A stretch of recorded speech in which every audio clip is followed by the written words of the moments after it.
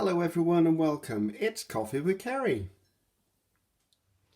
Hi guys, coffee time again. So if you're new to this channel or this playlist, this is me with just my layman's view of the world, raising a topic, talking about it based on my findings as far as social media, newspaper, magazines, television, movies, whatever. Anyway, just something that sparks my interest, and I think that maybe if I raise a subject, maybe there'll be people talking about it, and you never know, it might affect somebody, might give someone a spark of a thought that helps them take it somewhere else.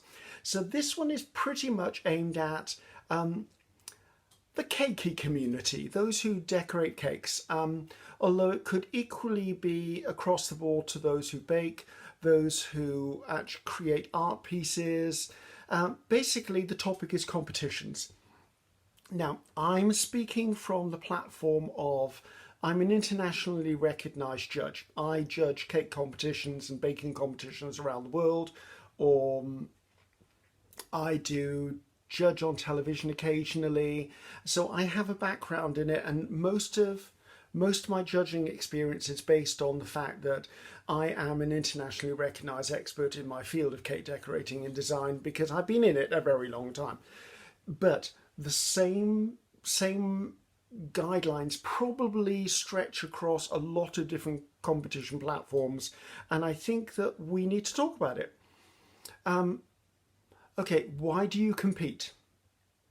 You shouldn't be competing to beat someone else. You should be competing against yourself.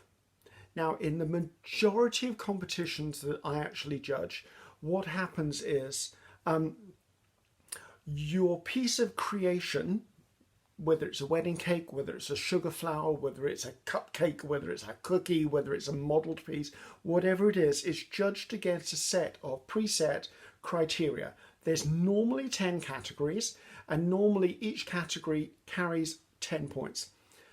It's obvious where we're going with this. You get a certain mark out of 10 on each of the categories, and then you add them up, and that gives you an overall, which can then be turned into a percentage because it's part of 100. That's basically absolutely the basic line of judging. There are lots of other things involved in it, but what people don't get is they go, oh, I've got to be better than that cake, I've got to be that one, I've got to make my cupcake taste better than that, my cookie's got to be that. Actually, no, you're not competing against the people around you, you're competing against that criteria with all of the marks on it. You are hoping to utilize your skills to enable the judge to appreciate your skills and talent on each of the criteria that you're being marked against. Now, the only time it gets to the this compared to that, compared to this, compared to that, is when you get to the upper echelons of the scoring system. Now, I'm speaking from a viewpoint of judging mainly cake decoration and baking shows. There's usually a gold, silver and bronze, highly recommended. That's sort of the criteria for Britain. In America, you may get a blue ribbon, which is the topmost, and then it works down from there. Whatever the structure is, anyway. When you get to the band of competition entries that are all, say, 90% and above, then as a judge, you need to start going in and dissecting everything pretty much with a microscope a lot of the time to find out how to separate the good from the good, the excellent from the excellent, and the absolutely mind-blowing from the absolutely mind-blowing.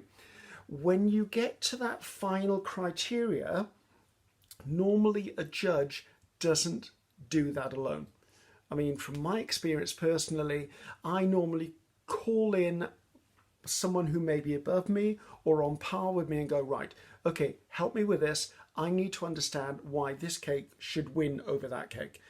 Because at the end of the day, when it comes to judges' feedback, I have to stand there and look this competitor in the eye who believes that they've made the absolutely most amazing thing they've ever made in their life. All their family, friends and relatives have all gone, oh, that's incredible, you're going to win the entire show on that. And I have to burst that bubble. or I have to pat them on the back and go, you know, they're all right. You've made an absolutely stunning piece. No feedback from me needed.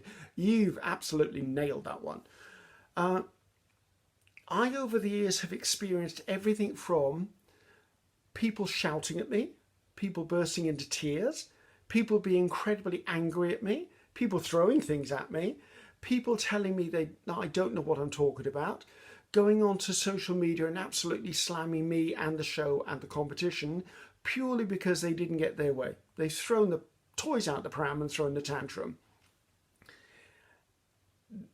In those situations, nothing I can say is going to change that person's point of view. So I just stand there and I just let it out, because my job is reliant on my years and years and years of experience and knowledge. If they truly, truly do not agree with me, there's always a stage up. I've never been head of judges. I would probably never accept that as a role anyway, because I don't want to be the top of the tree, because that's where it all gets really ugly sometimes. Or they can go to the organisation themselves, and the sad thing is they don't realise that that head of judges, the first port of call is coming back to me and going, okay, Ceri, why is this not a platinum gold winning blue ribbon, top of the hill, best in show entry? And then I have to back my own judgment up and go, okay, have you seen this? Have you looked at that? And this isn't adhered to, and that's not to schedule. So that's the ugly side of competing. What the benefit from competing is, you usually put yourself outside of your comfort zone. You push yourself towards something you probably wouldn't do. The most valuable thing you can probably get is the feedback from the judges, who are all experts in their field, who can then sit there or stand and go, listen, you've done this, very good job. However, you could have elevated it one more level just by doing this, or have you considered this? And those little nuggets of knowledge that you get, if you take them on board and you feel they're appropriate to you and your style, because I'm a judge, I can be wrong, I would hopefully be unbiased, but maybe I have a colour preference and I find it very hard to judge that colour. I've done my best, but maybe I'm wrong, and maybe that colour should have been that colour. Take on board what is positive and what's creative and drives you in the right direction. And then the next time you compete, see what the judge's feedback is. It's almost 99% going to be a different judge. And maybe if you get the same feedback twice, maybe you are wrong, and maybe the judges are looking for something, and maybe there's an area you can develop in. Yes, it's lovely to pick up a cup. Yes, it's lovely to pick up that crystal trophy. Yes, it's lovely to win that mixing machine and a big hamper because you won first place. Maybe you've done a television competition and you've won $10,000, and good on you, that's fabulous. But those were just literally the cherry on the cake. It's the whole process you put yourself through. It should be a slightly enjoyable process. You're going to find competing, because you're a passionate, creative person, it's going to be a hard process. You're going to struggle. You're going to have days where you want to throw it all in and go, it's not working, I can't do this anymore.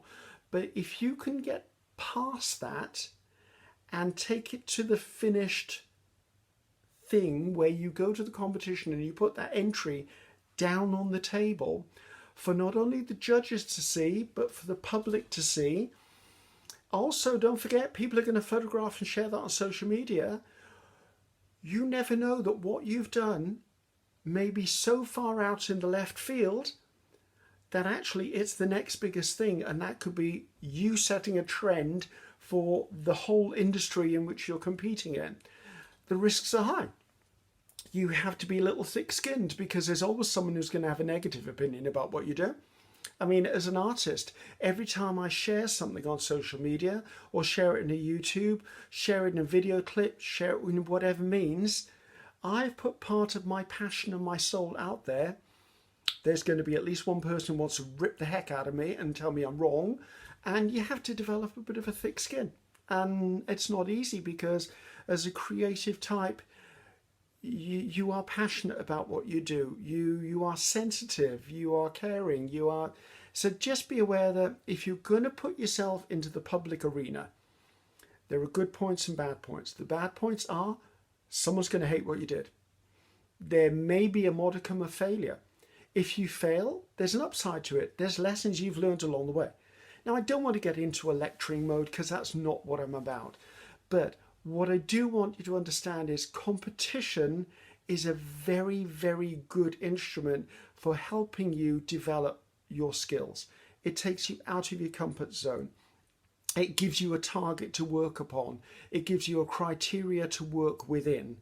There are rewards to it, and the rewards may not always be a trophy, a medal, a ribbon, or money. It may be the knowledge that you glean from a professional actually analysing your product and looking at it and giving you some constructive feedback for it. I would always encourage people, if they feel that they can do it, to compete. It gives you a reason to maybe be at an event. It gives you confidence. I mean, when we were going through the pandemic, I struggled quite a lot with my artistic endeavours outside of cake decoration and design, my work in journaling and mixed media and that. I struggled with my confidence levels with that, but I was as brave as I could possibly be and put it out there for public view in the form of social media and YouTube's. And the amount of support and positive comments that I had back from friends and followers and likes and subscribers helped me mature and accept me more for what I am. And competition actually will do that for you as well. However, if you're getting to the point where you're getting that stressed, that wound up, that anxious about it, that it's giving you headaches and making you ill, for goodness sake, put it down and walk away. So there are different aspects. I just want to open that up to people and go, you know, competition can be a healthy thing. So consider it. If you're someone in the creative field, I can guarantee whatever you're creating, there's a competition in some format for it. If you're a sports person, there's competition. Life basically is competition, but not really a prize at the end of it. So just bear that in mind, guys. If you are doing something and you are considering competing, it's not a bad thing. It can be a good thing. So good luck. Enjoy the journey. It's not always about the ending. It's about the journey you're on to get there. And I hope the judges smile upon your work sweetly and that you win every single accolade you can, as well as much positive, constructive feedback as you can get. Good luck, guys. Until next time. Bye-bye now.